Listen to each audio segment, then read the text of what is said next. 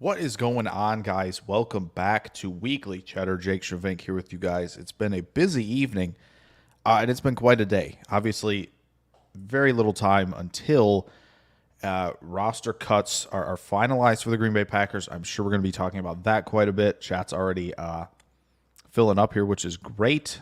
Good to see everybody. Happy Monday.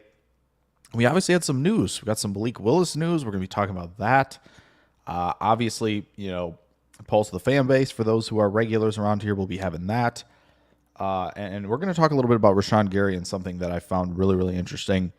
So, evening, Prince Capsace and Mike Bear, United Bates, Mark Zambito, what's going on, everybody? So, I think, I think we'll maybe start with, I kind of want to start with Pulse of the fan base, but I want to make sure that we have enough people in here, everybody's in here, once things get really rolling. So let's start here really quickly. Evening, Ron Samba, what's going on? Oh, Prince Capsaicin got something really quick here. So the guys we think are injured are Dylan Lloyd, Davis, Rochelle Ford, Waggy, Morgan Cooper are now considered back. It does sound like that. Davis, Dylan, and Lloyd are going to be the interesting ones. I know on Derailed, which was, I think most everybody coming over from PTA. We definitely talked about, what the IR spots could look like. Lloyd, Dylan, Davis, and then I believe Jonathan Ford also came up as well for us when we were putting together the 53 and kind of talking practice squad guys who might not make it, who's going to those IR spots. So, yeah, that'll be interesting. I assume we're going to get one of the running backs going there. We'll see what the overwhelming and prevailing opinion on Lloyd. It seems to be that that injury is significant enough that he could probably go there. We were joking in Derailed that maybe if it's the hamstring, we got to go see that specialist for the alignment that Watson got and kind of get that taken care of immediately, so it's not an issue more and more down the road. So yeah, we'll see on that. That's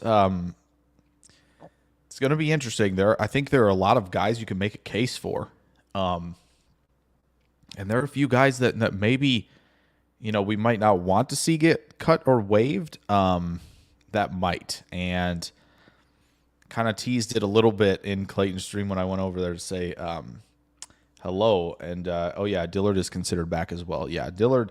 Does anybody not have Dillard on their 53? I just feel like he has to be on there. And personally, I would carry 10 offensive linemen. I just feel like there's just it feels very House of Cards. Like if somebody gets hurt, that I'm just really concerned that there's not enough there. And with the amount of deficiency around the league in terms of offensive line play, I just imagine teams are going to be willing to scoop up guys that might for Green Bay just kind of be on that line of should we keep or not? It's going to be tough sledding tomorrow, especially at receiver, especially at defensive end, at corner, at linebacker, at safety. There's a lot going on for sure. Mark Zambito already saying hit the like button. Appreciate that. It really is. It's hard to find, a quality offensive lineman that goes 6-7 deep. It's just really not a thing. If Green Bay believes they have that, there should be no question about who they should be keeping. But I would just lean towards that because I just feel like the interior of the offensive line we think is figured out, maybe perhaps with Jordan Morgan potentially playing right guard.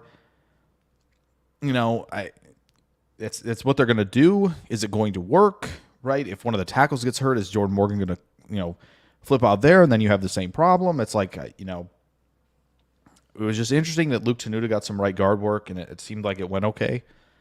That I'll be watching him for sure tomorrow. So Ron Sanville asking Oladapo on the 53, but a redshirt year. I'm wondering if Green Bay thinks they can get away with waiving him. Please don't hit the dislike button. Please don't. I'm wondering if they believe that. I would not take that chance at all. I think pretty much everybody wouldn't take that chance. It's just a question of if they do, right? If they think Zane Anderson can play on special teams, if they think Welch is there for special teams, Brenton Cox Jr., how many tight ends are being carried for, that limits how many you're doing, on the defensive side of the ball. It's a risky move, but I don't know. I'm worried that they want to keep Zane Anderson, and I feel like they're not going to keep 6 safeties. So that's my concern. I think they're going to keep 6 receivers. Smitty, what's going on? How you doing, my guy? You might be scooping up one of our receivers tomorrow. We'll see. I don't think they're not going to keep all 7. I'll put it that way. I know some people have said they might keep 5, which that would leave Dubose and Heath off. I wouldn't do that, but we'll see. It's going to be interesting. Maybe you guys will land somebody. What wide receiver can we get off Green Bay's roster? You send a pick over, we might be able to talk. Top 4 are off the table, unless you all get Ayuk and want to send Ayuk over, and maybe a 3-teamer or something. But I think one of Heath or Dubose is probably going to be available. So might have that opportunity. We'll see. We shall see. But I know there's a lot of teams inquiring about Mechie, inquiring about Tim Patrick. Tim Patrick seems like a guy for you guys, for sure. But yeah, I'm sure one of them is going to be out there, Heath or Dubose at the very least. So, but yeah, Ron, I'm with you on Oladapo as well. I'm wondering what they're thinking at safety. It just seems like, because when we went through this, right, it was kind of like, okay, one of the running backs is probably going to be put on the IR spot, which is totally fine. Maybe one of the tight ends goes on the IR spot, but it feels like they want to carry 4. And if Tyler Davis is going to go on one of those IR spots, he's going to come back onto the roster at some point. And so keeping 4 tight ends for a team that might want to, play a pretty hefty amount of 12 personnel, you might have to keep 4 then. And then, you want to keep a 9 or 10 offensive lineman. Well, okay, great. You're going to keep 3 QBs. It starts to add up. And so then you're a little shallow maybe on the defensive line, or you're shallow at, safety or corner, and there's going to be a lot of trade-offs tomorrow, and I'm interested to see how Green Bay does that. So Mark Zambito says the more people you try at O-line, the better the chance to hit. Yeah. Oh, absolutely. And I think it's, we've kind of been waiting on Caleb Jones and Tenuta. I was kind of very firm on that, when we were kind of talking earlier this summer when camp was starting to get underway. It's like we need to see something, because otherwise they're going to probably be, more so, further back in the order of these guys, because you have Monk coming in, you have Glover coming in. Even though I was kind of like, Glover's a lot of project to him, he at least showed a little bit in preseason, and that's not nothing. And he was a draft pick, and we know that Green Bay likes to keep draft picks, so he could wiggle his way on there. I think Ryan is pretty much guaranteed to be. I think Monk will be, and man, I don't know how you leave Dillard off, especially just because, yes, not versatile, but Bill, he plays the most important position on that offensive line, one of the tackle spots. So even if he's not versatile, having somebody who could potentially come in to play right tackle, or it seems like they're going to keep him over there, it's valuable. You have to have some sort of depth at offensive tackle. So Steelers have called both Mechie and Patrick. I feel like a lot of people are going to be on Mechie, and they should be. But yeah, Dubose could probably help as a gunner. He's got some talent there for sure. And what's probably, I assume, nice about Pittsburgh is they run the ball a lot. So, there's not going to be an immense amount of pressure on wide receiver 2, wide receiver 3 to do everything, but to be available, move the chains, especially if Pickens, I guess, is going to be, that guy that's doing almost everything for that offense. Because I know they're going to feed targets to one guy. But I feel like if it's only one cut, it's probably going to be Dubose for Green Bay at receiver. So let's do this. Since we got a lot of people in here, we're gonna save Malik Willis for a second. Let's get to this. Let's get to this really quick, because I love doing Pulse of the Fan Base. We're almost 10 minutes in. A lot of folks in here. Real quick, Ron Sanville says Dillard is graded real well against number 2s. Yeah, I think he's been, I think, what was it? It was a rough first game maybe, or it was just rough practice, and he's kind of almost got things back on course a little bit more, which is good. But yeah, I just can't imagine he's not going to make it out of that pure need for just able bodies, potentially a tackle. throughout a season. So IR with no return. They could, yeah. If Ford's injury that's a good point by Prince here. If Ford's injury is really bad, yeah, it's just kind of, IR no return, and yeah, he's back in the mix in a year. We'll see. That's something I would love to know.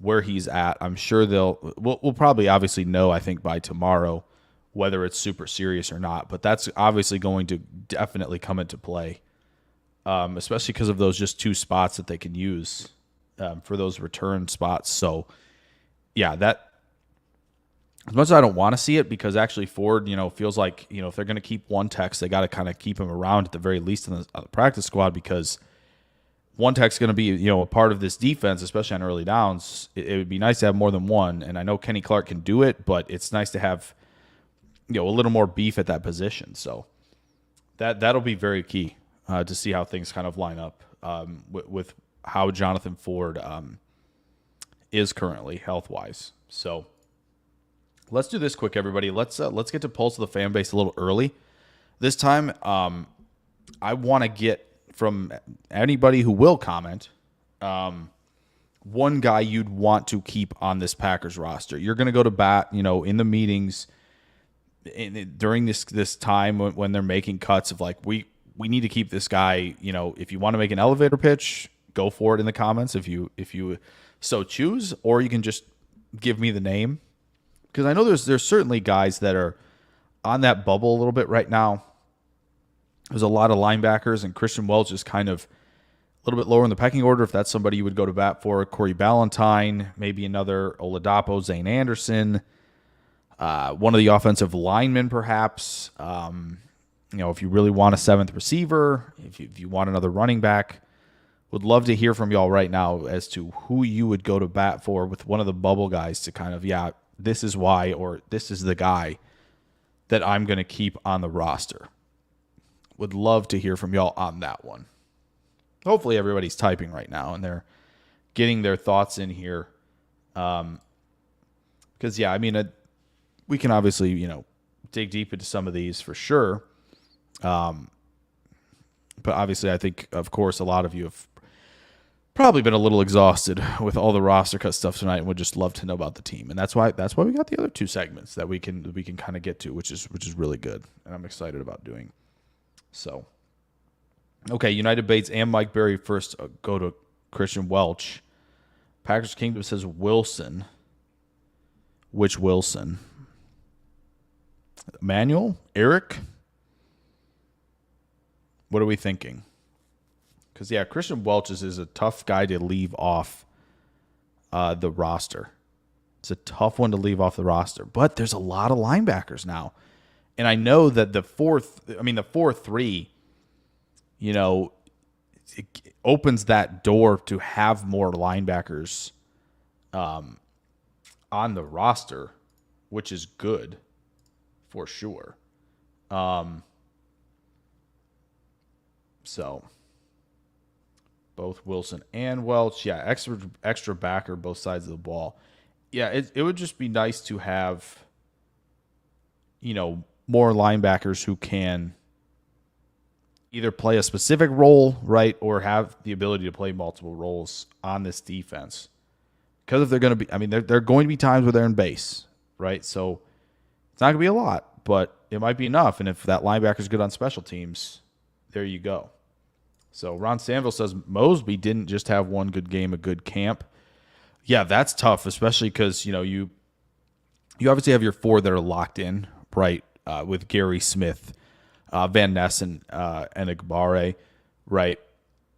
But then it's Brenton Cox, and then it's kind of Aaron Mosby, right? So we've got some Wilson, we got Welch from both. Prince Capsaicin says Brenton Cox, who I think, would probably be a bubble guy, right? Rush skills a premium. One guy I think might not clear waivers. Yeah, it's very possible he does not. It's really possible that he does not do that. Bill Pazza says Mosby as well. So we got a couple Mosbys. Yeah, linebacker types playing special teams. It's, they're going to be some of the guys that aren't out there. So, having that type of player, I know Green Bay is going to want Tyler Davis there, whether or not, he starts on the roster to start the season or, eventually comes back, he's kind of another one that, they like to have on special teams. Janelle says, I'm late. No worries. No worries. Janelle, if you got somebody that you go to bat for to make this 53-man roster, drop it down there. Because there are quite a few bubble guys. There really are.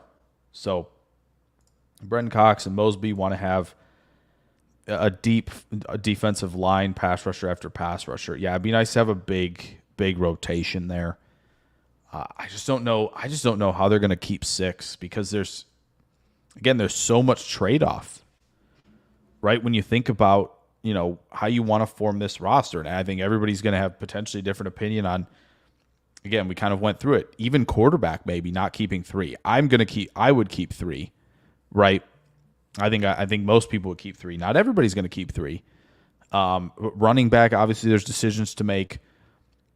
Wide receiver, I've heard 5 and 6, both of those numbers thrown out there. We talked about tight end already with potentially 4 total. O-line could have anywhere from 8 to 10. Defensive end, right? Having the 5th defensive end, that's an potentially important position where there's going to be a trade-off there. The 6th linebacker, 6th corner, 6th safety, perhaps. So, there's a lot, to decide. There's probably, I would think, you look at it and you go maybe 59 to 60 guys.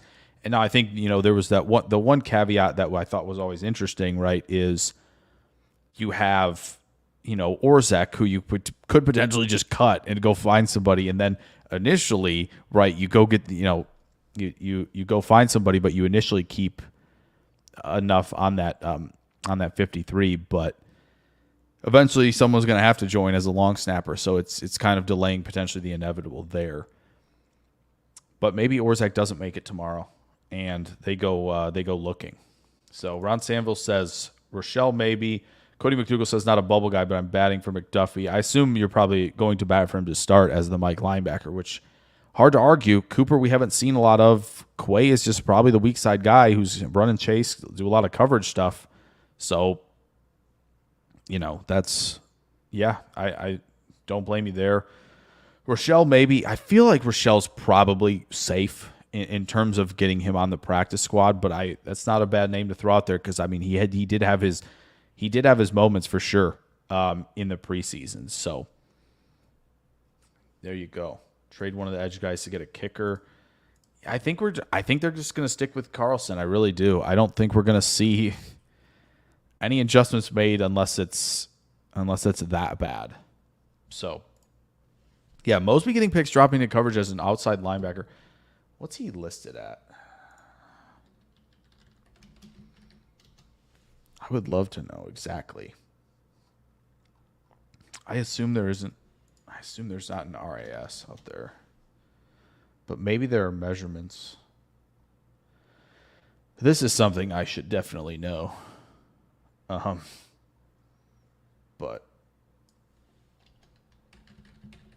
let's see if I can find it. Maybe if I could type, though. That would be good. Because,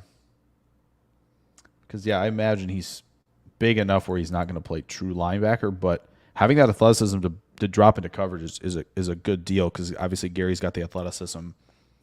I would say Van Ness definitely does, and Igbari is fluid enough, right, in terms of the movement skills. So, Aaron Mosby making the roster, I don't think it's the most shocking thing, for sure. So, we got a backup QB. Now we need the kicker.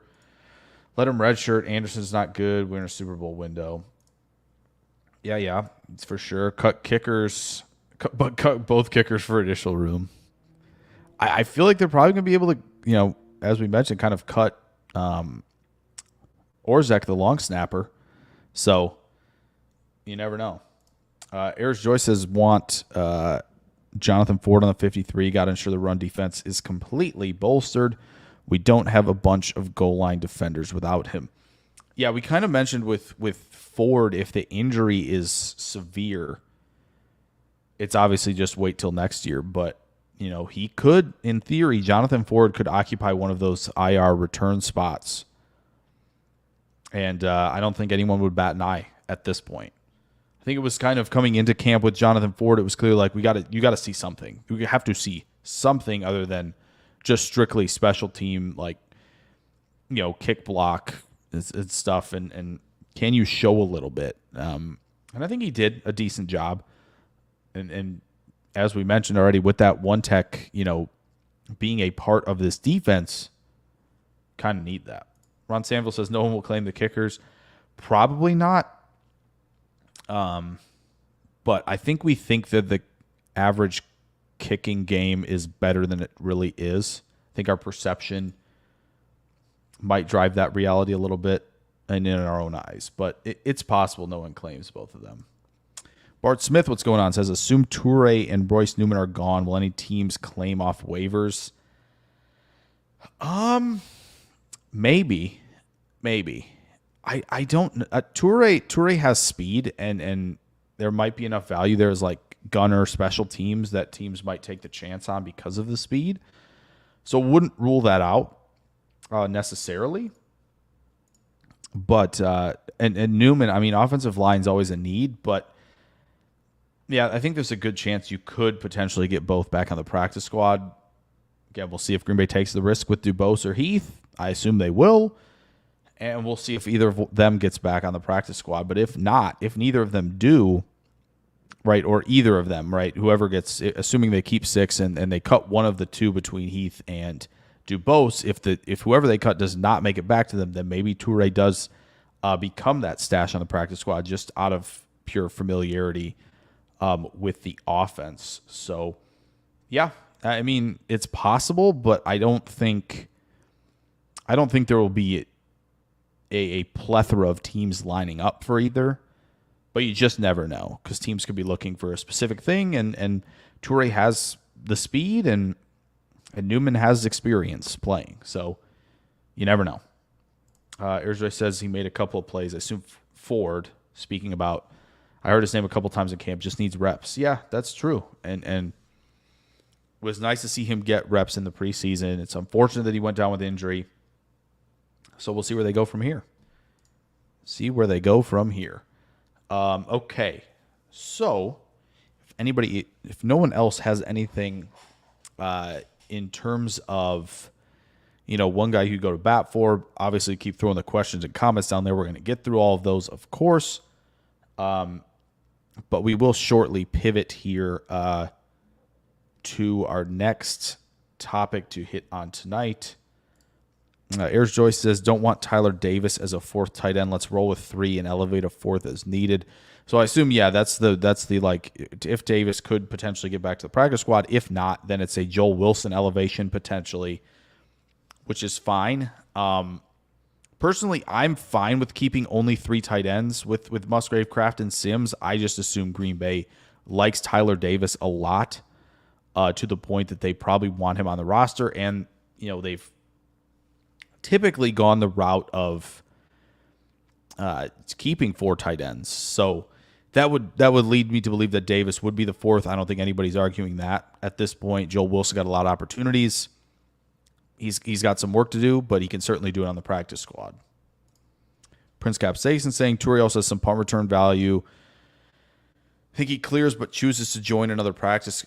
Yeah, I mean, there's no guarantee with Toure simply because of the speed and special teams experience that, some team may just like, we need to inject more speed into our offense or our special teams. Like some team could easily scoop them up. There are definitely teams, Pittsburgh, Washington, who else? Atlanta, that could use players with speed at this point. When you have Toure just running kind of deep crossers out of play action with Arthur Smith's scheme in Pittsburgh, or he's just kind of running go balls for an offense that in Washington that's going to take advantage of a lot of the RPOs, a lot of the curl routes, a lot of yards after catch opportunities, and a lot of deep balls with Jaden Daniels, that could make sense as well. And behind Darnell Mooney, I think the Falcons are looking for more speed for sure on that offense to kind of clear things out for Pitts, for London, to give a lot of guys more opportunities, short and intermediate. That, if Mooney's stays, if they're worried about Mooney staying healthy, that, Toure could probably run down the field. He's not as twitchy or as refined as Mooney is, but It's a little bit of speed.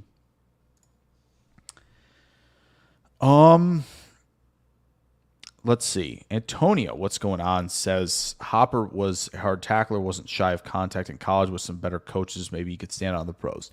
Yeah, I don't think Hopper necessarily was going to come in and be a dude immediately, which is okay, right? Not every draft pick is going to develop at the same speed as others. Obviously, the hope would be that Green Bay finds 2 quality starters in every draft and a couple role players with the amount of picks that they've had the last couple drafts, and I think they've done a really, really good job, of course.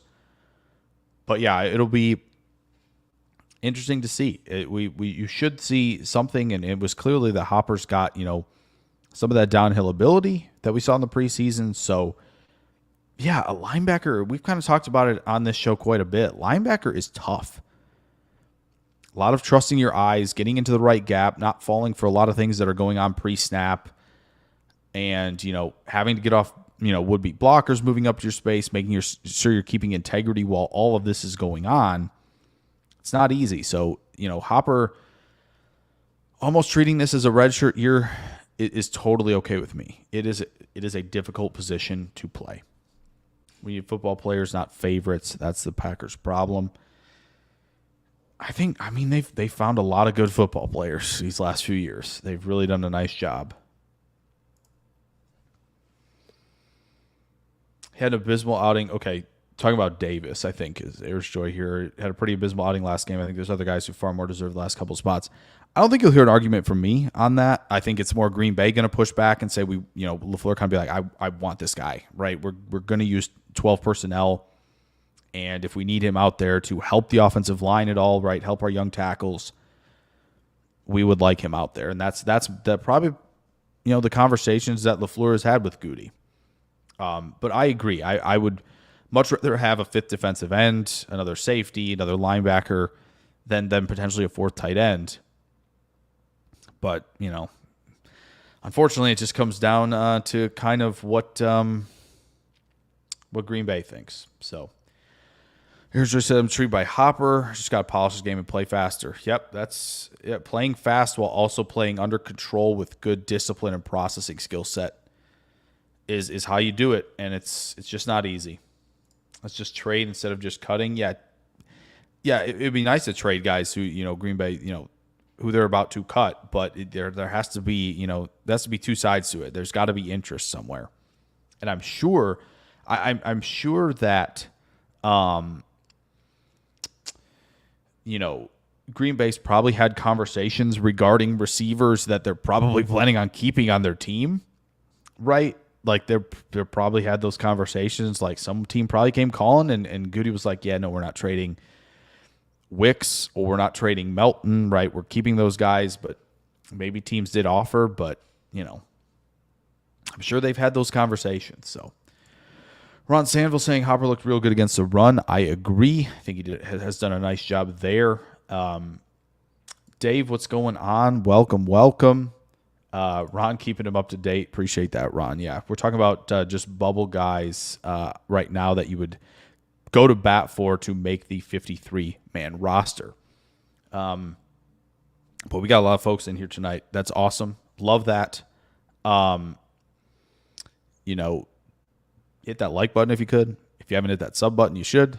I know it hasn't been as much Packers this last week in terms of videos, but there will be plenty over the next 2 weeks as we get ready for the season. So appreciate y'all popping in tonight. Airsroy says it's either Welch or Ford or over Davis for me. Those guys are either upside niche contributions that Davis just doesn't provide.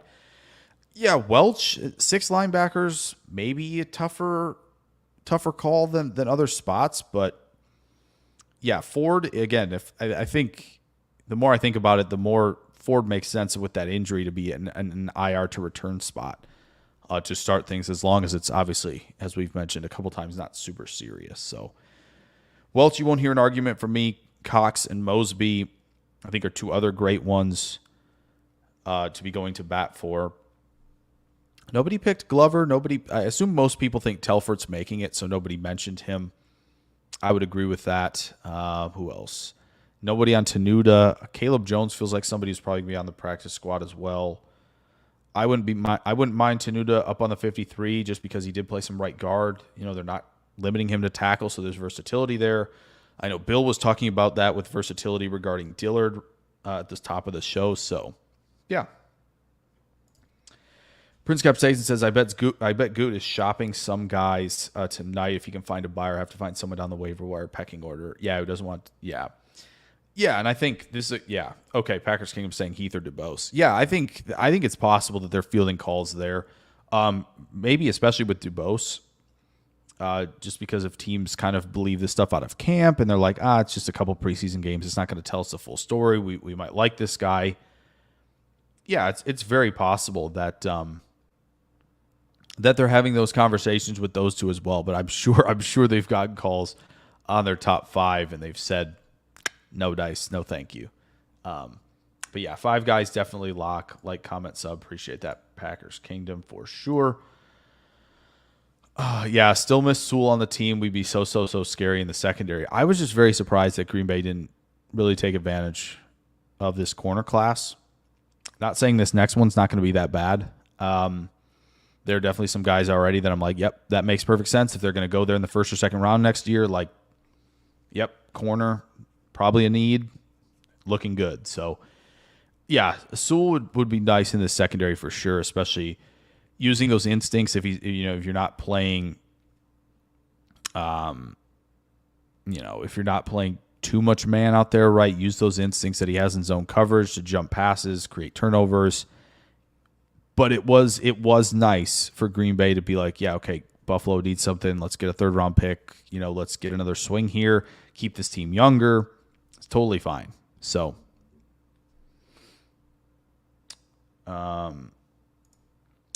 okay, Packers. Dana, what's going on? Packers seem to have the fewest elite cuts thus far. They may be working the phones to try for trades. Yeah, it's very possible, especially at wide receiver that we kind of talked about just now as well. We'll see. I'm very intrigued to see if they do anything tonight. Obviously, they just got rid of a 7th round pick for Malik Willis, which we're going to talk about. So yeah, for some reason the Packers there are those guys who throw out those reports, late morning tomorrow, early afternoon, where it's like, oh, they cut this person. But it feels like we never in Green Bay get that full picture until it's like, yeah, it's time. Now let's see who made it. And so we have to go look. Yeah, it does feel like they don't leak a ton of their cuts to everybody, which, they've kept it pretty they keep it pretty tight to the vest, close to the vest with like injuries and cuts as well. So, yeah, I think that they could easily be fielding calls on Heath and DuBose. Especially if Green Bay's kind of like, yeah, we like all 7 of these guys. We might just keep them all, and then then teams are kind of. But also, as someone mentioned, right? Yeah, Prince Capsaicin. There might be teams. I don't know. I don't know what the waiver wire order is off the top of my head. But so regular season waiver order stays the same. Current with draft standings. So. Yeah, I mean, it could be. I'm just trying to find somebody who's down the list here. Nope, they didn't give me the list. That's dumb. Show me the list. If anybody has a link to that, throw that down there. But I do think, even the 3 teams I kind of mentioned probably aren't super high in the priority, right? Pittsburgh, Washington might be.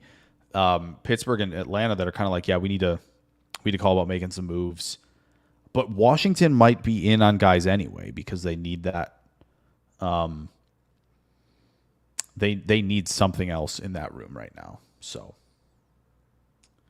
Ron Sanville says Glover's already in. Yeah, initially when they drafted him, I immediately thought practice squad probably. But if they've seen enough and it's a goody draft pick, like could easily be a lock for them. So Tony Holman, what's going on, says the Pack end roster has to play special teams. And yeah, this is the interesting thing that we've kind of talked about, at least we were talking about in Derailed, where,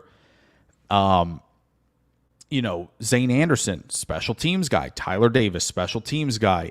Welch, probably a special teams guy, where it's like, okay, crazy thing to say, but like, would they keep Zane Anderson and potentially just kind of be like, yeah, we can probably stash Oladapo on the practice squad, right? Like, that's, is that something they could do? And I thought about that today when I was kind of building a 53. Was like, could they maybe do that? And they get a safety with a special teams guy on there? Like, yeah, it's very possible that they lean that direction. And especially with Welch being a linebacker and, the scheme that they're switching to and a good point here by Tony, like, that's why Welch feels like somebody who's potentially just going to make it. And kind of makes sense. Dave said, well, my bubbles burst with injuries and cuts, so I guess Welch is a special teams guy, linebacker depth. Davis goes to IR. He says, okay. Big fan of Glover and Jennings, but Jennings didn't get enough playing time compared to Monk. Yeah, I agree. And Ron Samville says this related as well to Dave's comment. Jennings will be on the practice squad maybe. I think it's a guarantee. I think he will definitely be on the practice squad. Right, there was a ton of meetings with Jennings, right? They met with him way back when the draft process kind of started. It seemed like he was going to be a priority to them, and either in the 7th round or, in free agency, in undrafted free agency, right? Like, it was very clear that, like, the interest was real there. So, yeah, I imagine that that Jennings will be on the practice squad. Packers Kingdom says, did 5 early mock drafts. Can I send one to you and you see does it fit? Yeah, send me the mocks. Go to my Twitter at Jake NFL Draft. If you want to send that, yeah, we can chat, of course, about the mocks. Absolutely. I'm probably going to show 1 or 2 at the end. So, just for fun. But yeah, you can always send that. You can always message me. There's a couple people I talk to quite a bit or all year round about the draft who kind of just send mocks and like, what do you think about this? This is what I did. It's always fun to get those DMs from you guys for sure. Love talking draft year round. Dave says Packers always wait till last minute for cutdowns dating back 20 years. Yeah, it just feels like we're always like, all right, there's guys we know they haven't cut them. We're gonna have to wait until they put that post up. So Cody McDougall says I think Evan Williams is pleasantly surprising this preseason in camp. Absolutely having John Money and X mentor these young hungry guys. Yeah, Evan Williams is doing well, and I think Bullard is doing well. It's Williams was the not as flashy guy, especially unless you're talking about his blitzing ability and his pressure to sack conversion rate. But it feels like Williams was just kind of a guy who's in the right spot. Bullard's been all over the place, playmaker. Those two guys have delivered so far. Can't wait to see them in the regular season. Packers Kingdom said we should have traded for Dotson. Low key, yeah. I mean, again, you won't. I wouldn't be mad at having Dotson on the team. I think Reed does the same stuff Dotson does and has more speed.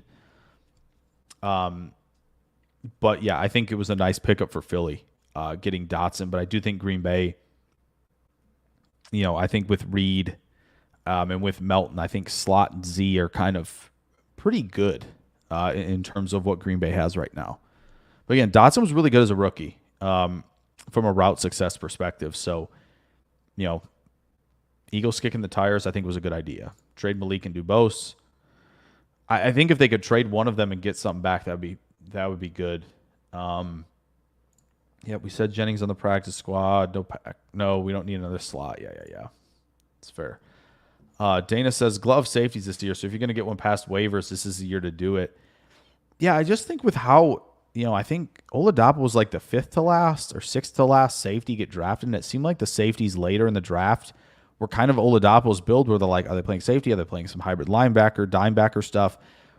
Right, because Jalen Carley's from Missouri went to Indy, and James Williams, who's trying to make that conversion to linebacker, went late, as a 230-pound safety. Like, it's very possible Green Bay could just he didn't play a lot. Maybe teams haven't seen a lot. We might be able to sneak him on the practice squad. So, it's possible. I wouldn't rule that out tomorrow. Just prepare yourself with Oladapo, everybody. It's okay, right? If they can find a way to keep him on there, and then next year, he's making plays and being a big part of the team, that's awesome. Dave said, didn't we give Jennings $300K? That's possible. I think yeah, they gave quite a bit to somebody. It probably was Jennings, just because there was so much interest there, that it kind of felt like if he wasn't going to get drafted in the late rounds by them, he was going to be one of their guys as a UDFA. Joseph Gleason saying he's going to keep more safeties and receivers than a team typically would over Welch or another special teams guy who won't ever start. Give Rich B a guy or two he needs and let him figure out the rest. Yeah, they're going to give Bisaccia a couple guys. That's why I think, Zane or Welch, Davis, there's going to be a couple guys that are going to be they're going to be there for special teams. And I get it. They potentially won't ever start, but you never know in this league, right?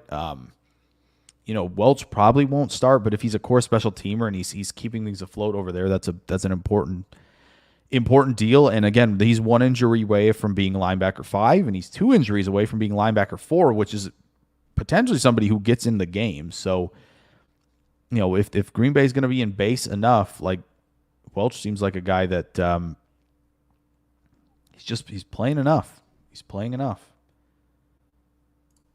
And they've really, and clearly they've liked what they've saw with Welch, and PFF has liked it. So, yeah.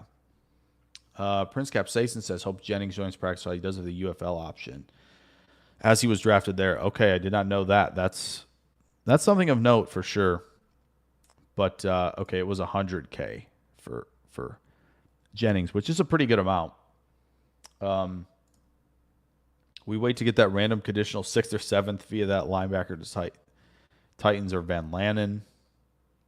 Yeah, the random conditional stuff for sure. Williams has a special knack for forced fumbles. Yes, he does. He's already proving that, which is awesome. Hafley has talked about, like, we want to force turnovers, and the fact that he's doing that in the preseason and did it was really impressive there. Ron Sample says, does Oladapo have too much upside for the practice squad, get claimed by a team with safety needs during the year? Yeah, possibly. It's just, I think most of us were kind of surprised with how good Oladapo played and what the grade said and what the film said, in college, that he was drafted in the 5th after guys like Evan Williams for the Packers traded up for Mustafa, right? Jaden Hicks, like all these guys went ahead of him. And it's just maybe the interest wasn't as high and just the NFL didn't quite see it like some of us did. Personally, I would not waive him personally. In my opinion, I'm keeping him no matter what. But I'm just wondering, there is that, little bit of thought that Green Bay thinks, we could probably sneak this guy on potentially. So, Packers Kingdom says Reed can play outside as well. I like good depth. That's what we got. I think when you look at Dobbs and Wicks, those are guys who can be interchangeable in the slot, play X as well. I think Reed can play Z in slot. Melton, same thing.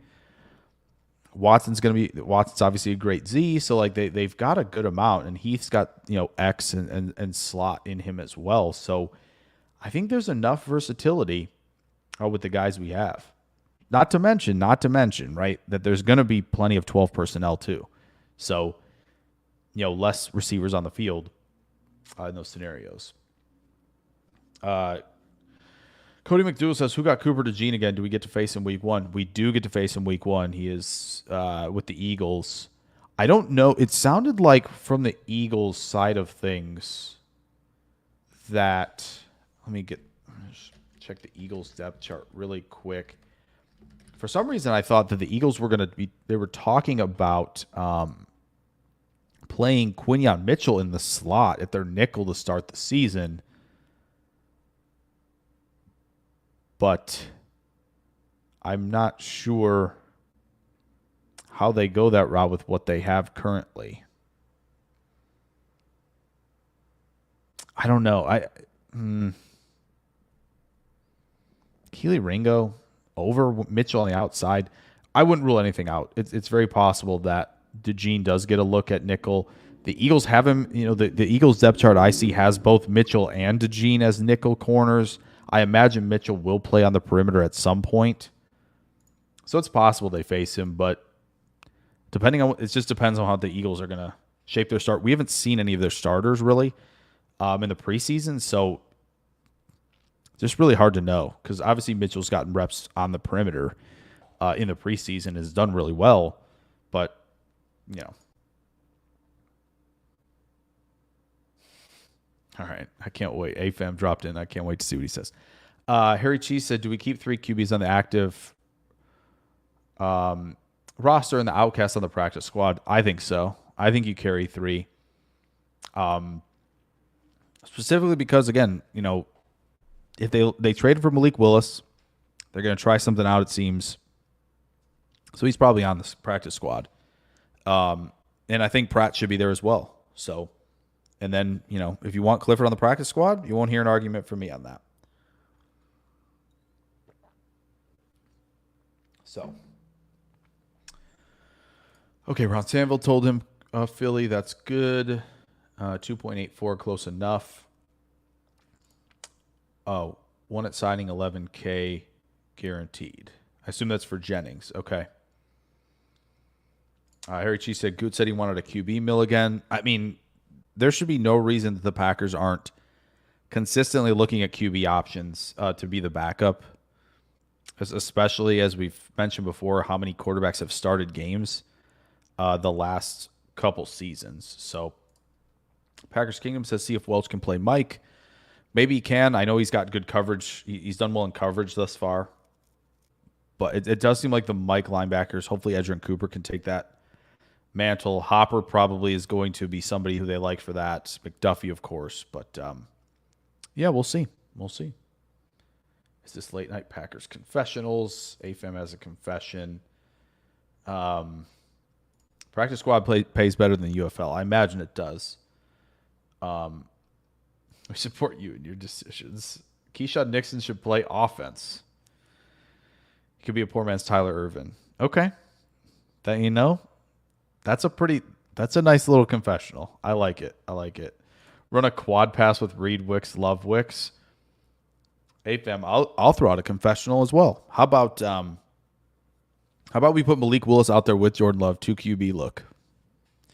Got the threat as a runner out there, right? Malik Willis can still throw the rock. You know, little 2 QB look, perhaps. Could be fun. So, you never know. You never know. 2 QBs, AFAM. Possibility. Dave says Donovan Jennings signed 3 or $2.8 million contract. Wow. 10,000 signing bonus, 110,000 guaranteed. Average annual salary of $946. Wow, that's quite a bit. I'm sure, again, practice squad for him, no problem. You know, potentially want to see him step up next year and make the roster. So, nice. Ron Sanville says, looked like DeJean was playing nickel on the tackle for loss they keep showing. Yeah, it just seemed like Cooper DeJean, I think by kind of the time the draft process was done and we were heading into the draft, to me it felt like, and that's where I kept him in terms of the grade, that Cooper DeJean was just going to thrive as a nickel corner. The perimeter, it was, I think, going to be a little more difficult for him. It just felt like with how he did as a tackler, with how physical he could be, and with enough of that athleticism and the smarts that even in a lot of quarter stuff where you have to, you know, the patterns dictate how you match in quarters and all that stuff, that his high IQ was going to be a good fit for that. He landed in a really nice spot in Philly. So yeah, I think him playing nickel, at least at some point this season, if he's not a starter, wouldn't surprise me at all. So DeJean United Bates says DeJean missed a lot of time with a hamstring injury. Didn't have the best showing in the last preseason game. Assume he will be worked back in slowly, not a week 1 impact player.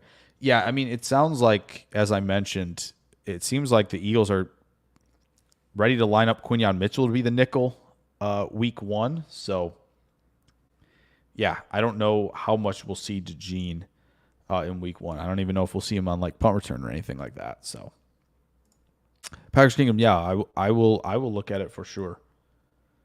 As I mentioned, just find me on Twitter or X here, Packers Kingdom, and you should be able to send that over. So, okay, let's shift gears quickly here. I'll talk about this really quickly. I know that it impacts the 53-man roster, but I wanted to bring this up simply because a trade, and it's a QB, and it's something interesting. I'm going to put together a film room. Don't you worry. We're going to have some fun with that. But I wanted to talk about Malik Willis, and so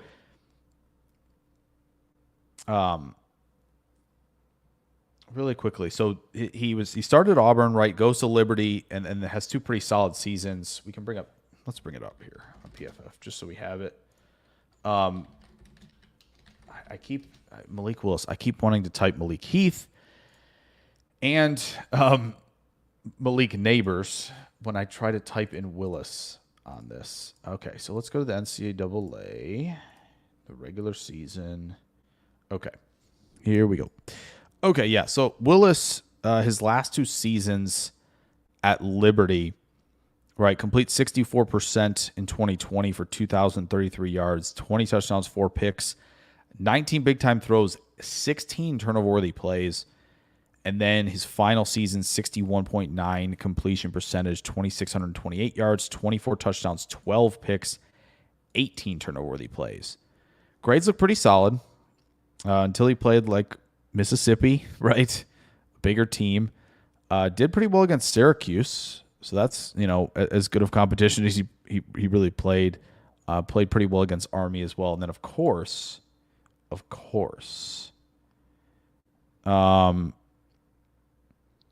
you have the rushing, which final season 1,155 yards and 11 touchdowns.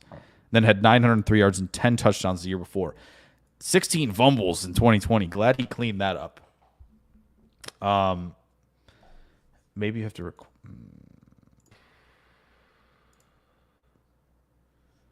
you might have to Packers Kingdom. You might have to send a request. But you might have to send a request a message. That might be why. Yeah. So Willis, impressive running guy, has a live arm at the quarterback position, right? If we go to what he's done in the NFL in terms of the regular season, right? You see, this is rushing. You donut. There we go. So completed just over 50% of his passes for 4.5 yards per attempt, no touchdowns, 3 picks in 2022. And then in the regular season in 2023, just 4 of 5 for 74 yards. So not a whole lot there. 3 big time throws, but it seems all 3 turnover-worthy plays were interceptions for him. Yep. In 2022. Now the preseason, yeah, it's preseason and it looks a little better, right? In 23 and 24. And we didn't obviously see a lot of him in 23 in the regular season. Still have some fumbling questions. 3 touchdowns, 4 picks in the 2023 preseason. And I know a lot of people were messaging me about the New Orleans game, which a lot of people seem to like. I think he was like 3 of 4 for like 51 yards. Yeah. 3 of 4 for 51 yards, 2 touchdowns, which is nice. 12 of 16 for 116.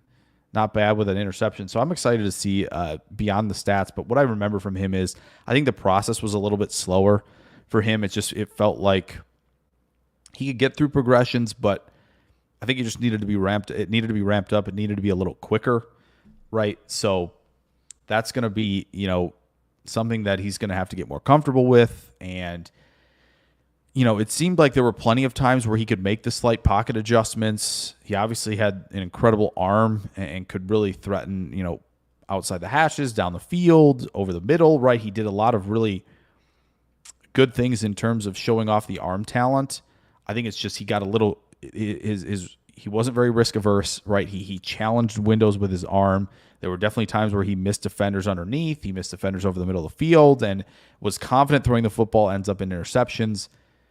Yes, there's a little bit of how that sounds and how it describes to what Jordan Love did, but Jordan Love was, I think, a little more precise. I think Willis in college especially really struggled to be able to find a second speed with his throw. It was tougher for him to put a lot of touch under the ball. He struggled to put enough air on the ball with stuff outside the numbers further down the field.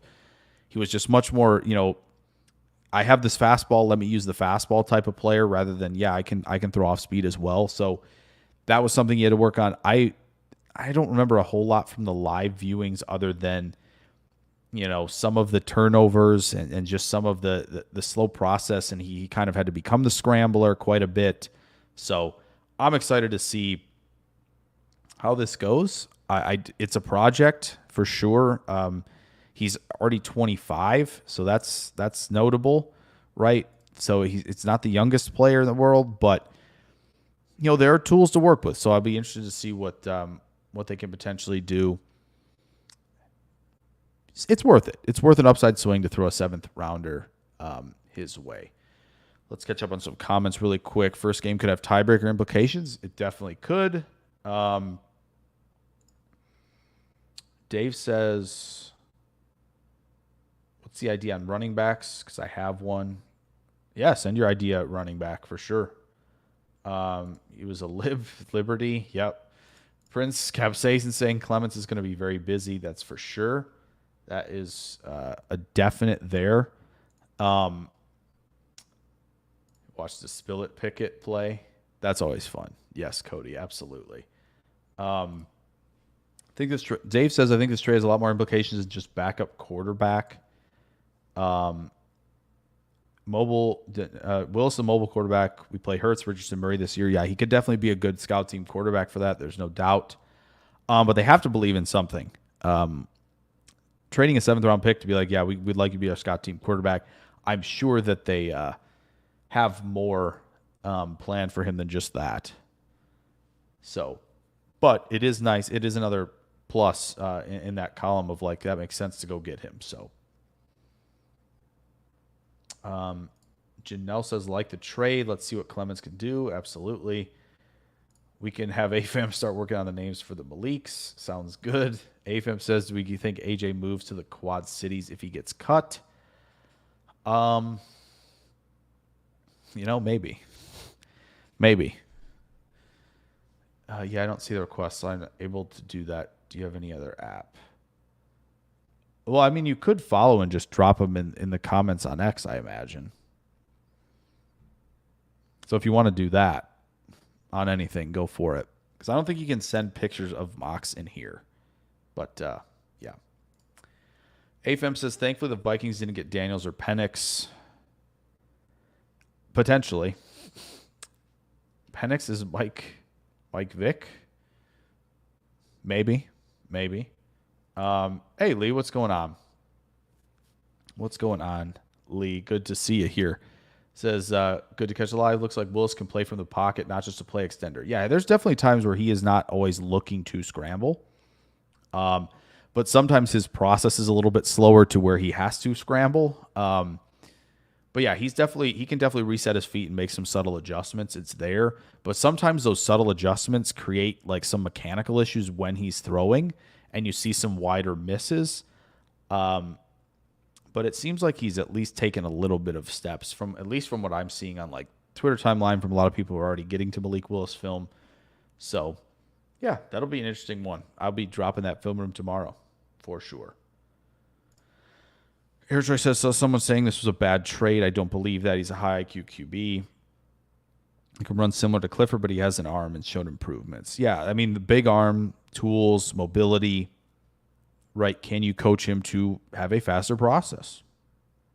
Yeah, I don't think this is a bad trade. I don't think it's ever bad to try to improve backup quarterback at the very least, and to do it for a 7th round pick. I get it. Green Bay's hit a lot in the 7th round recently, which is fine. Like, that's awesome. But that hit rate is just, statistically speaking, not going to continue probably. So I think, oh no, we could have used that 7th round pick on other guys that, could eventually be quality starters, is like that, statistically speaking, probably not going to happen. I'm fine with him kind of Goody going, yeah, 7th round pick's done really well recently. Like, probably not going to get that every time. Might as well see if we can get some out of a quarterback. So hopefully the clipboard game is strong. Malik a little like Justin Fields, but that can work as a backup. Justin Fields would have been a fine backup in Green Bay, I think, as well, too. Here's right, just off glance, I think I prefer Willis's throwing motion over Fields. The one thing with the throwing motion for Willis is he kind of gets the chest is sometimes high, and when pitchers get that, You see that stuff kind of tail out to the right and up.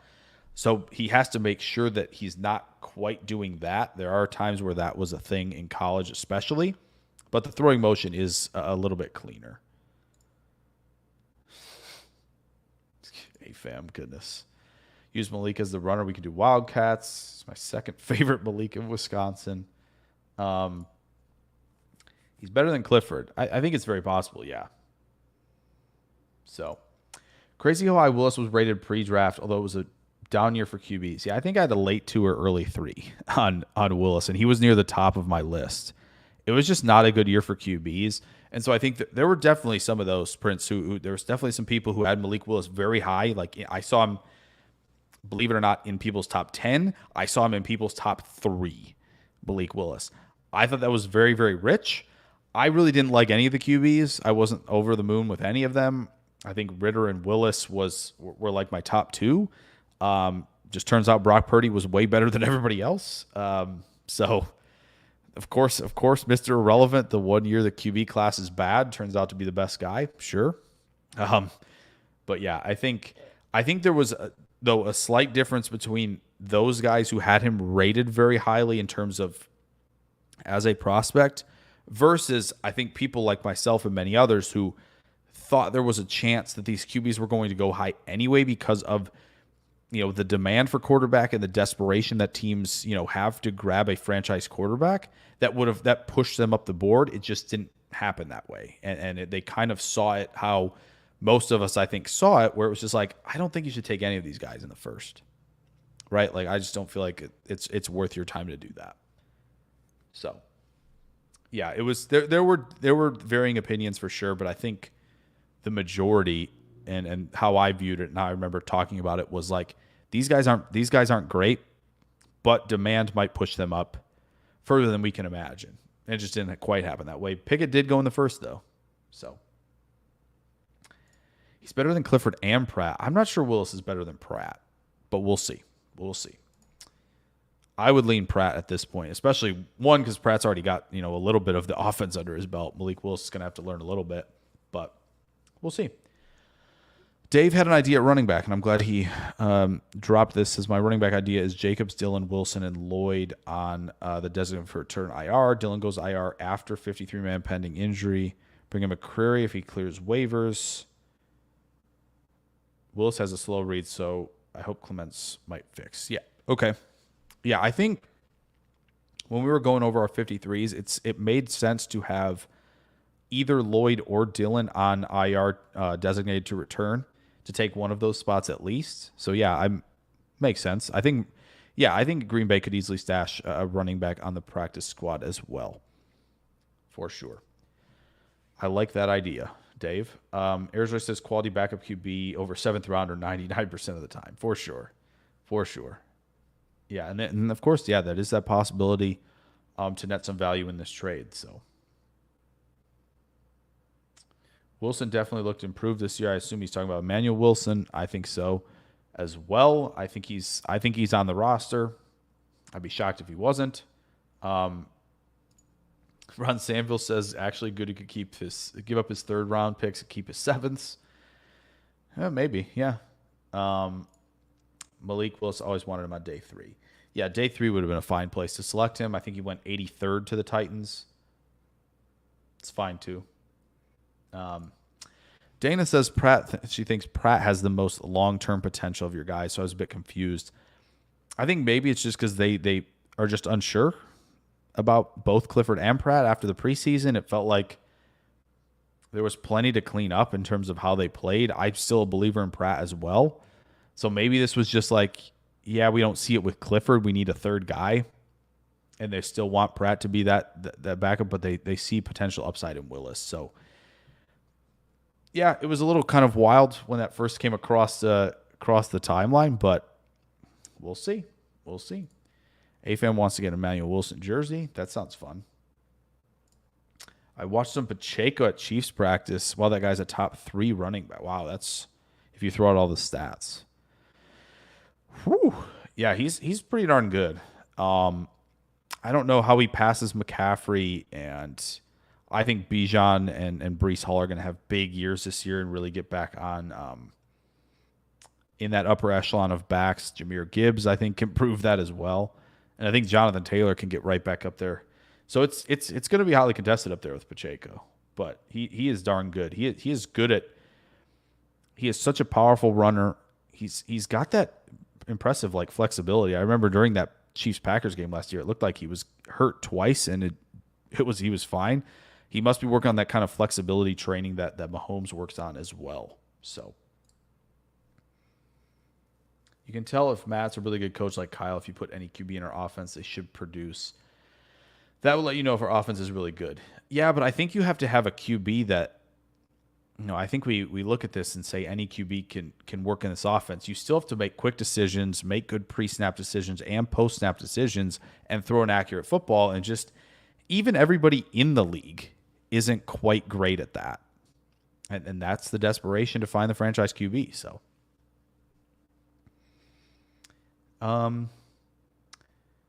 pretty sure this draft, Airsroy says this draft will dispel the third round curse. Well, I'm hoping it's last year's, right, with Tucker Kraft. So,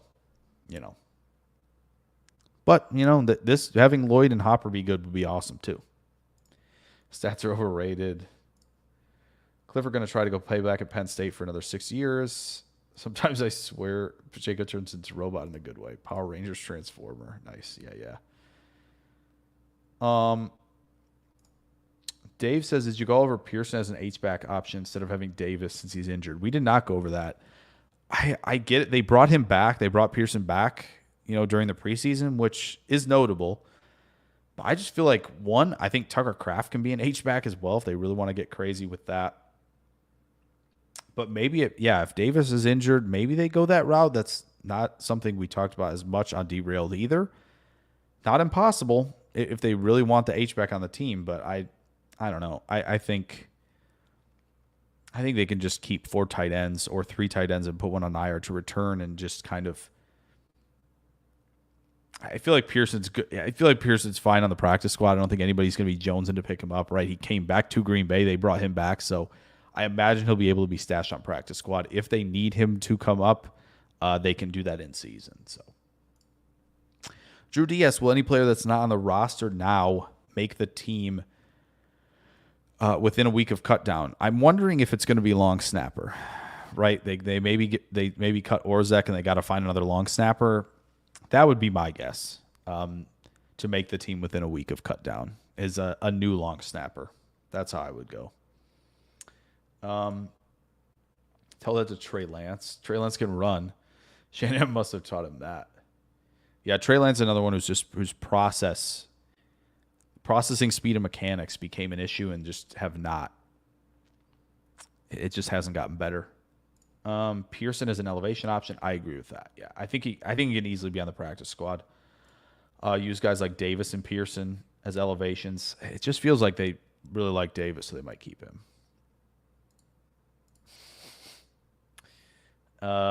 Packers King. All right, so I'm going to get into the last segment after this. Should we trade for Dameon Pierce from the Texans?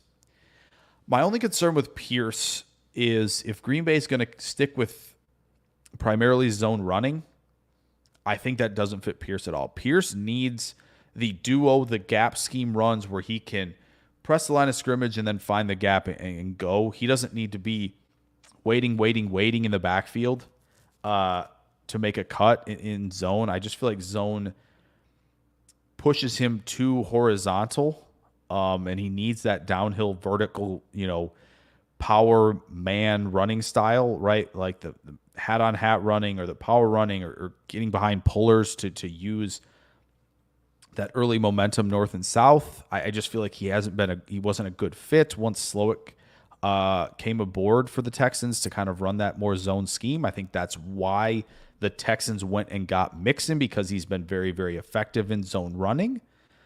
So if the Packers are going to stick with more zone running, I don't like the fit with Pierce. Pierce needs to find a team that can, kind of emphasize more power and gap running. The Chargers would be an excellent fit, I think, there with Greg Roman. I think they're going to get into a lot of those types of runs for sure. So, yeah, I think Pierce just has to find a gap scheme to go to kind of get back to form that he did as a rookie. Can we use Pearson like Kyle Juszczyk from the Niners? I don't think so. I don't think he's quite the athlete and receiver that Juszczyk is. Drew D said, I watched a breakdown of Lance's mechanics recently. Pretty ugly. Yeah, it's not great. It's not great. Hear me out, though. 13 personnel with Kraft, Pearson, Musgrave, and Jacobs. What about 13 personnel with Sims? We don't like that. We don't like that.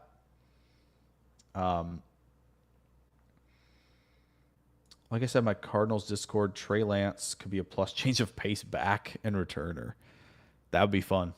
That would be fun. Yeah, I mean, if Trey Lance could be that guy where somebody goes, the 2 QB system, right? Where you're kind of like, this guy can run, but he can throw it too. Like, you got to be careful with him in the backfield. That Trey Lance, maybe he's the guy to really unlock that at this level. This I saw Drew D as well. I saw someone bring this up, trade for Ernest Jones. Yeah, if they really want, I think Ernest Jones is a Mike linebacker. If they really wanted that, I'm not opposed to it at all because it sounds like he's kind of the odd man out in LA right now. Obviously, Green Bay added a lot of young talent. But I don't know. I feel like the linebacker room, they might like enough guys where they might not do that. I don't know what the Rams are going to be asking for either. Oh, he's 230, so I would think it will. I feel like Green Bay's got enough guys there, especially if they keep Welch. Like, Welch seems to be a cover guy, so he can be off the ball, further off the ball. Quay seems like a guy who can be further off the ball. I would love to see Cooper take over the mic, but if not, he can play off the ball. It feels like we got enough of those guys. I would like to find more of a Mike linebacker via trade than a Will linebacker. AFM says we have too many offensive weapons. Makes my head spin. There's a lot of them. Wouldn't he be an upgrade from Dylan? He probably would. He probably would be an upgrade from Dylan. But yeah. I just don't think the fit is very good. And I don't think the Dylan fit's good, so that's fair. And I think he would be an upgrade from Dylan, but I don't know. I feel like there might be other backs that get cut that might be better fits for zone that they might be watching for. So, and Lee brings up one right here. The Jets release Anaconda. There you go. There's your home run guy. Yeah. Yeah, because the Jets, they drafted 2 running backs, which I thought was very strange. They drafted Allen. I think they drafted Isaiah Davis. So, yeah, if Anaconda is the odd man out, that would be interesting. Packers Kingdom like have plays for Josh and Lloyd and Pierce. Yeah, they've mixed up runs. They've mixed up run scheme stuff before, but they're still primarily zone. And I just feel like if you're just a specific small set of plays for Pierce, I would want Pierce more in a featured early down role. And I feel like Green Bay's gonna have too much zone for that. And so I'd much rather just kind of keep what they have in place and maybe go after an Anaconda, right? Like somebody like that who's got a little more juice and maybe feels like a better fit in zone, but different mixture. Understandable. Hey, I didn't say I didn't like it with Sims. Stir the pot. I'm sorry, Dave. I didn't mean it like that. I think it'd be fun. Yeah, I think 13 personnel is a heck of a lot of fun. I think Arizona showed that it can be a ton of fun to be in 13. I'm not mad at Pearson being a part of 13, but I do think Sims is going to be on the roster. So, but Dave, no arguments here on tossing out some 13 personnel. I think that'd be fun. Oh, what do we got about Tyler Van Dyke, fam? What are we doing here? Drew D says, I think Musgrave will surpass Kraft, but they're different tight ends. I think Musgrave is perfect for seam stretching, chunk plays on crossers at the tight end position. Really, really strong wide tight end. Maybe he, can offer something in terms of zone blocking that could be beneficial. I think Kraft is going to be the combo tight end, right? Blocking and receiving. So they are definitely different. In theory, we should be in the draft grading guys like that differently, right? You should have a separate category for Y tight ends, right? Move tight ends. Those should be in different categories, right? Inline and move. So one could surpass the other, but technically I think they're playing different-ish positions. So Cam Thomas, preseason showcase. Leads trade from Cardinals to Chiefs. Interesting. Per rap sheet. At outside linebacker. Okay. Oh, Cam Thomas is the San Diego State guy, right? I think that's correct. Yeah, I'm pretty sure I think that's right, Dana. I believe that's right? The San Diego State guy who, pretty flexible, powerful, bigger guy. Chiefs probably need some more depth there. So, Dave says we have enough 230, 240-pound inside linebackers. Yeah, they did get a little bit bigger. I think both Cooper and Hopper in the 230s. But yes. Airjoy says, can't Welch be a reliable Mike backup option? Smart and tough enough to take on blocks, right? I saw that play where he threw the lineman around. Yeah, I think he's got that ability, potentially. But, man, that coverage ability is real nice. But, yeah, if they think he can be a Mike, then I think he's got to be on the roster. Because I imagine some team has seen – plenty of teams have seen him play, and they go, yeah, we could use that. So, yeah, if he can shed and make tackles, then, yeah, I don't see why not. As long as he's got the processing stuff down as well and he's ramping himself up in that regard, I don't see why not. Can't wait to see some of those Jordan Love quick passes for sure. Yep. I mean, we got a great group of yards after the catch players. We really do. Josh Pierce, Lloyd with the Lightning, too cold in the winter. Yeah, it'd be nice. I mean, hey, hold on a minute. I mean, Lloyd is Lightning, but Lloyd is, 5'8", 220, and he's not small. So he can generate some pop too in the pads and run behind his pads a little bit as well. So Green Bay's got, 4 big backs. I think Emmanuel Wilson's 226, and then you have Dylan who's 220 plus as well. It's a room of pretty big dudes, right? You don't see 185-pound Devon A-Chains in this offense, right? So, I mean, they're all pretty big guys. So I think we forget a little about with Lloyd, right? Because he's so explosive. We forget how powerful he is, too. Love is a poor man's Mahomes.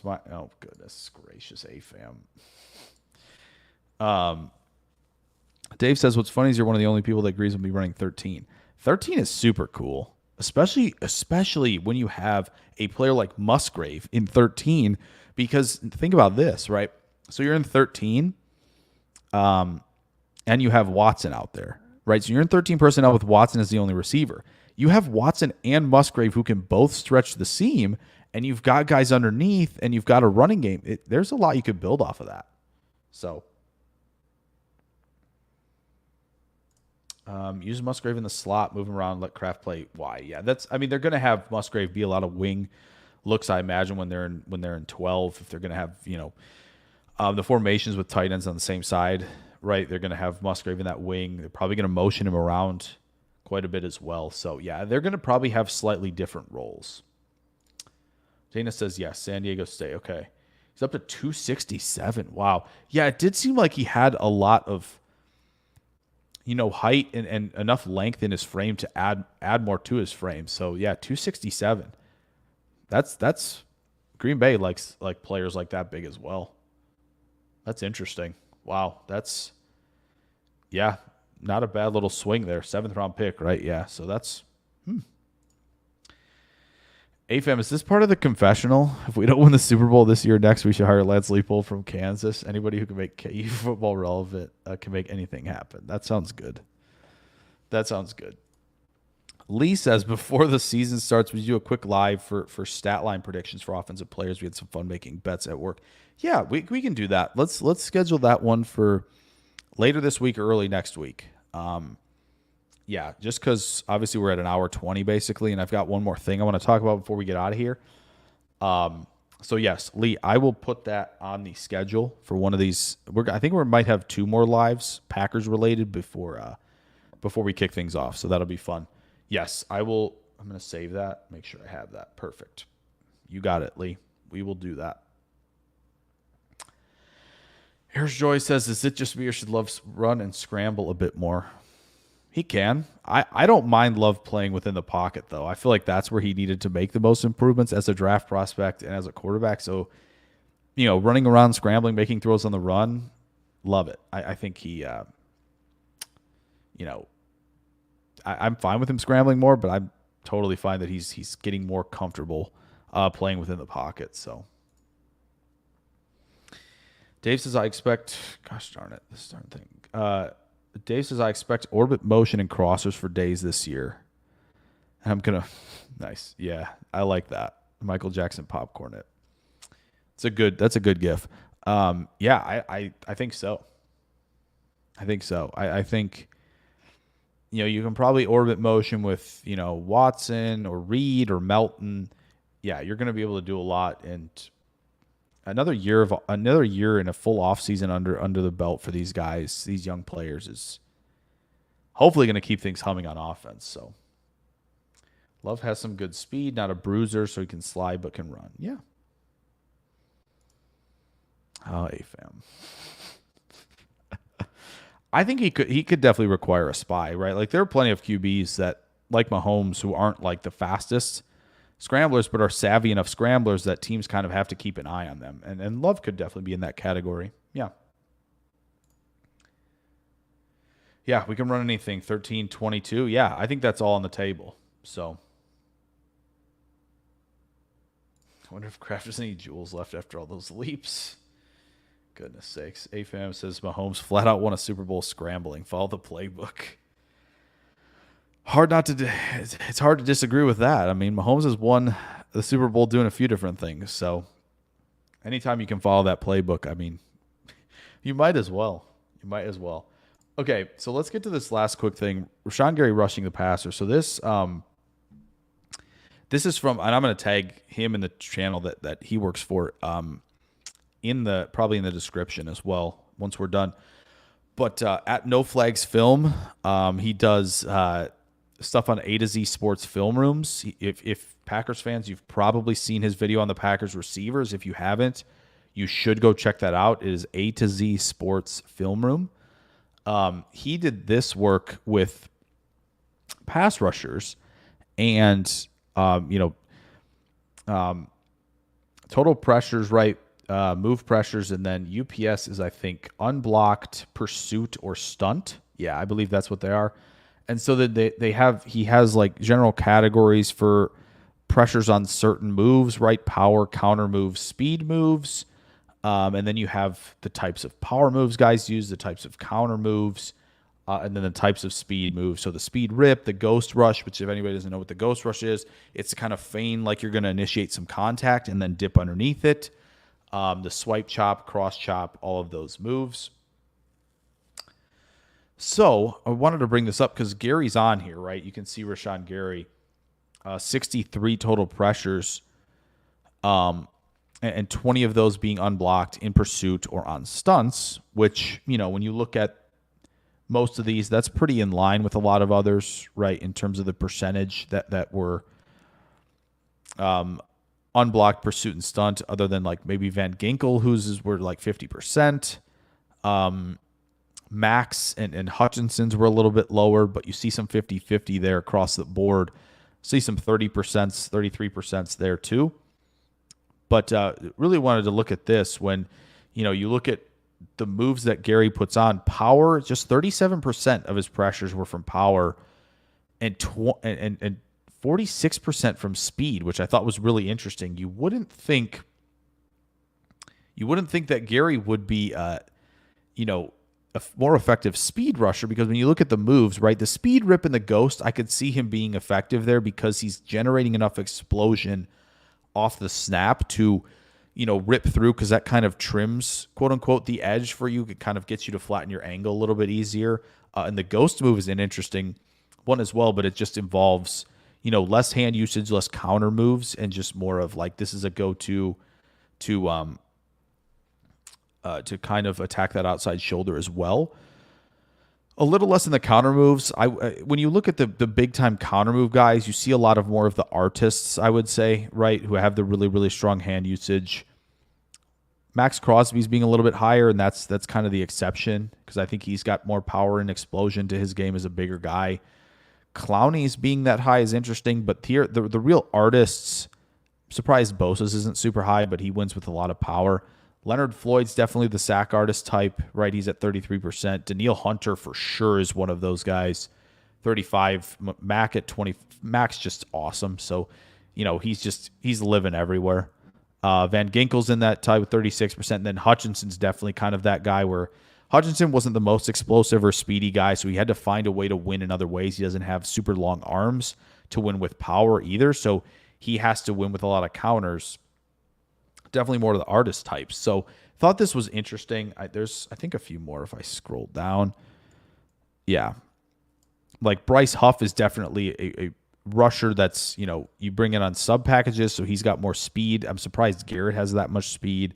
Reddick's in that same category. So, Will Anderson and Karlaftis winning with a lot of power. I was surprised, again, that Gary's had a little less power than I expected, a little more speed. And you see on Gary's that the speed rip, 11 pressures on the speed rip, which I can definitely see. So this was just an interesting thing that this guy posted, which I think was cool. And there's a little bit more to it. So I want to do that really quick as well. Where did you go? Okay. Let's go down here. So most pressures with a spin move. Gary's in here somewhere. I don't remember. It's not here. But there's the power, right? Speed. You got more of your speed rushers, even though Chubb and guys like that. But Bryce Huff makes sense here. TJ Watt and Garrett. And you're going to see guys, Micah Parsons being counter and not speed, I thought was really interesting. But you can see that Gary's somewhere. Where is he? I know he's here somewhere. Yeah, here we go. Pressure leaders for some other moves. So Gary in the top 10 in terms of the ghost move, which I thought was interesting. Just 3 pressures. But you can see Pittsburgh goes heavy on ghost moves with Highsmith and Watt. So just a little interesting thing there. And Gary was top 10 in terms of diversity, how versatile his move set is. So that's, another positive in the column for Gary, who I think, as we kind of talk about it, right, he, has a lot to his bag and should be at least, someone who can really disrupt games this year. And I'm looking forward to that. And I'm wondering if there's anything that Halfley and company can get out of him a little bit extra this year. So, yeah, just a little something there to kind of finish things up on the show. So, AFAM says Gary could be a problem for defenses for sure. Airsjoy saw this, said notice players who excel at counter generally tend to be better, more versatile. I agree. I think developing the counter shows you have, a more versatile skill set, a more technically refined skill set as well. So, AFAM says, I just still see effort issues. He could dominate on every play if he had Clay Matthews' effort. Okay. But I don't blame Gary. He got paid. Yep. Airsjoy said, I've seen Gary definitely bend the edge and get under guys' arms cleanly. Not often, but he can. I assume with that rip and the ghost move is what you're talking about there. So when Gary is healthy, he's like lightning coming off the blind side, but he lost a step last season, says Antonio. Yeah, I mean, I think, when he's playing, and maybe this scheme is going to let him attack even more. I'm excited to see if it does. But, I think I'm excited to see if any of this changes with the scheme change. So, Hayfam says Gary has 3 to 4 elite pass rush moves. LVN has 0.5 effective moves. LVN's rush bag is how hard can I run into this guy, essentially. So, seeing this also makes me happy we moved on from Sedarius. I don't like his game. Yeah, he plays a little out of control. He kind of, beats to his own drum a little bit as a rusher, so it's fair. Yes, AFAM. I missed Simone Biles. I mean, I will say, non-Packers related, non-football related. If you didn't watch the Olympics, she's one of the best of all time. There's no doubt about that. So, which was really fun to watch. LVN's a power rusher. He might have a better inside move than outs. Yeah, LVN's probably not going to be somebody who's turning the corner a whole lot, right? I think, trying to use that the speed and explosion he generates to just kind of threaten to the outside more, but have the ability to kind of, with that athleticism, change direction to win with inside moves, I think is fair for sure. Oh, Chris, how's it going? Good to see you. Yeah, and Tony, I agree. Van Ness definitely has the bull rush, the speed to power, explosion to power, whatever you want to call it. He definitely has that. And guys can win with that. You can win consistently with that if you land a good strike on most of your rushes. I think him being in the 3-point stance more this year is going to be a big deal, right? So I think that when you look at where he has room to grow, it's probably going to be in the same realm of Gary, where he's more of that speed rip and the ghost, rather than, kind of developing spins or anything like that. If you remember the film room we did last year, right, with Van Ness, it was kind of like, oh, this spin move is rough. So it's just probably like he needs to have more in his bag for sure. But I think it's just working on like one or two things. He doesn't need to expand the repertoire that much. So Lil Wayne should coach special teams. Nice. Gary talked about he thinks Happy will let him get in his bag more, which is great. If this defense is not good, do you think it's the way we draft and players not getting it? It could be a philosophy thing. Yeah, it definitely could. Yeah, I don't know. I think. Yeah, I don't know. The approach to defensive tackle might need to change a little bit. Right, and maybe they get back to, Kenny Clark can kind of do it all a little bit more, and I think maybe trying to find that. I think they were looking for that in Wyatt, and we're hoping he got better as a run defender. He just hasn't. So, maybe they're looking in the draft for a true 3-down defensive tackle who can pretty much do everything. That might be a philosophy thing.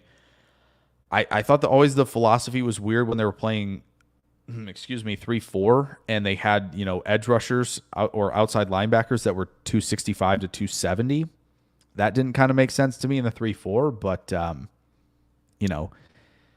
that's kind of a thing that I think can be remedied with the scheme change, though. So yeah, it could be just they're looking for all these physical tools, and they need to just find some, just better players overall. But I don't know. The philosophy might have to change if it's not good this year. Would have to redo the defense, trade some pieces, potentially.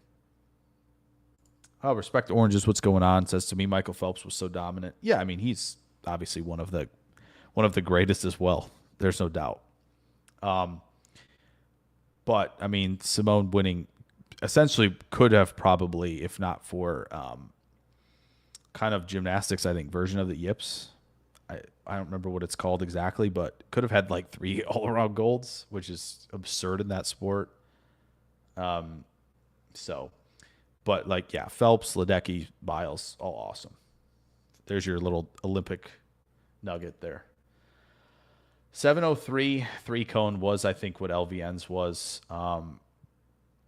So late, probably missed a lot. Yeah, we definitely have talked about a lot. I wasn't expecting expecting to be on here for 90 minutes, honestly. But there you go. Oh, goodness. A lot of interesting 3-cone talk that I'm not going to put up there, but I'm glad you guys are having fun with it in the comments. Packers Kingdom says, I want to Byron Murphy. Yeah, that would have been a lot of fun. He's going to be a big-time factor early on in that defense. I really believe that. And McDonald might have, a pretty good defense. Woolen, Witherspoon, right? They're going to have Murphy there. Maffei's looked a lot better. They traded for Travis Gibson. They got rid of Darrell Taylor, which I thought was weird, but that defense could be a lot of fun. I think Spoon's going to be not quite their Kyle Hamilton, because I don't think he's going to play on the roof, but I think Witherspoon in the slot's going to be a problem. So Prince Capsaicin saying Hafley inherited the entire defensive line. We'll have to wait for 25 to see what guys they go after for that specific fit. Yeah, because they really didn't do a whole lot with the defensive line, and we were kind of talking a lot about it. We didn't get much. So yeah, we'll see if anything changes. And Hafley, says like, this defense is good, but I need this in the draft. So we need a speed rusher. I just don't think in a 4-3 they're going to go after anyone like that. You're going to need to find a bigger guy who can speed rush, and I just think if they weren't going to go to 240-pound players in a 3-4, they're definitely not going to do it in this defense. So unless they have a designated guy for third down, because I know obviously Bryce Huff was there in New York, and Clayton has talked about this, and others have talked about this, how this defense might mirror that more Salah's defense. So yes, if they find somebody in that mold, perhaps, but it'd be very weird if they finally were like, yeah, let's get a 240-pound rusher now, when it made way more sense to do it when they were in a 3-4, but you never know. I'm looking for Bryce Huff's freaking RAS, and I cannot find it because I was going to look up like how big he was. But anyway, so maybe. And I mean, obviously the Jets went after Reddick, and he's a little smaller, so I guess it's not impossible, but it'd be nice to have that for sure. Maybe they think they have that in Brenton Cox. We'll see. Isn't Bolt a Packer fan? I think he might be. Yeah, I think so. So, I like power, but I need edge rushers that can be like Von Miller in his prime. Yeah, it'd be nice to have Von Miller, Reggie White, Gilbert Brown, or John Randall. Yes, any of those guys would be very helpful. Very, very helpful. No doubt. Okay, so I think we're going to call it for the evening. However, I'm going to show these to you just because I had some fun. I went and did a couple mock drafts today just for fun. Just seeing what I could come up with here. Who cares about the grades? Don't worry about those. PFF is, especially when PFF goes, you should have drafted Carson Beck at quarterback in the first round. No, I refuse. But someone like Denzel Burke, someone like a Johnny Cornelius, who's played right tackle, right guard, and then kind of Walter Nolan, who a lot of people believe could take a leap as a pass rusher and potential 3-down defensive tackle. So that's one of the mocks, really quick. And then this one I liked a little bit better. We go get Deion Walker from Kentucky, who's a big guy, 6'6", 340-ish. Who could probably, slide right into one tech, but also be a disruptive force there as a pass rusher. So there you go. And then Jabbar Muhammad, somebody who's really, really competitive out there at corner. And then Nicholas Singleton. If the running back room doesn't work out this year and there's a lot of expectations that aren't met, they can potentially move on from Jacobs. And they go get a guy like Singleton, who I think has especially his best football ahead of him as a running back. So there you go. 2 quick mock drafts for you guys there. Bryce Huff's not in the database. That stinks. Well, that's why. PFF was fed the script. Okay. They know we need a QB. Sure. That's possible. Maybe in the 3rd round. I feel like as of right now, for me, this QB class is kind of meh. So we'll see. But thank you guys so much. I did not expect to go an hour 38. Especially because I was, we got, some stuff to do that's not live on this channel for you guys. So we'll see how late the night is for that. But, boy, there's way too many of you to thank coming in here to enjoy tonight. Appreciate everybody dropping by. This was obviously one of our best numbers-wise in a while. So I appreciate all of y'all, like Prince and Mike and Prince Capsace and Mike and United Bates, who were in here really, really early. Ron Sanville, Mark Zambito. My boy Smitty dropped in to say hello. Bill, Cody, Packers Kingdom, Janelle. I hope I don't miss anybody. Antonio, Ayers Joy, Bart Smith.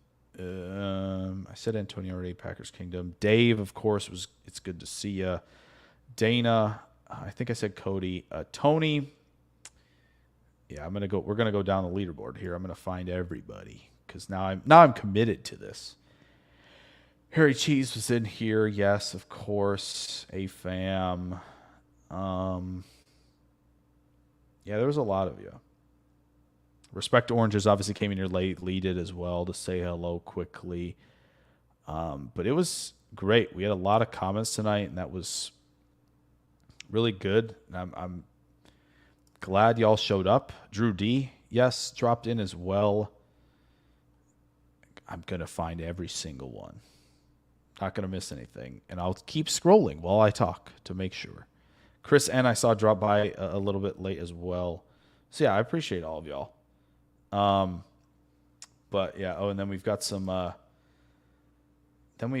Malik Willis stats. So there you go to finish this up. But there we go, yeah. Thanks for dropping in, Prince. Appreciate it. Don't like a one tech that tall. That's fair. Just got to work on playing with leverage off the snap. It doesn't have to always be it's a leverage game out there. If the tall guys can stay low, doesn't worry me a whole lot. But there you go. But yeah, thank you guys so much. Dave says he'll bring my minions next time. Sounds great. Thank you, United Bates. Go Pack, go everybody. I probably have, I think, 2 more shows before we officially get underway. So I hope you guys will tune into that. And of course, plenty of stuff daily on the channel. So I hope you guys stay tuned in there as well. But I'm going to take off. Again, thank you guys so much. Drop a like down there, of course, if you haven't. Get some thumbs up on the way out so more people can see it.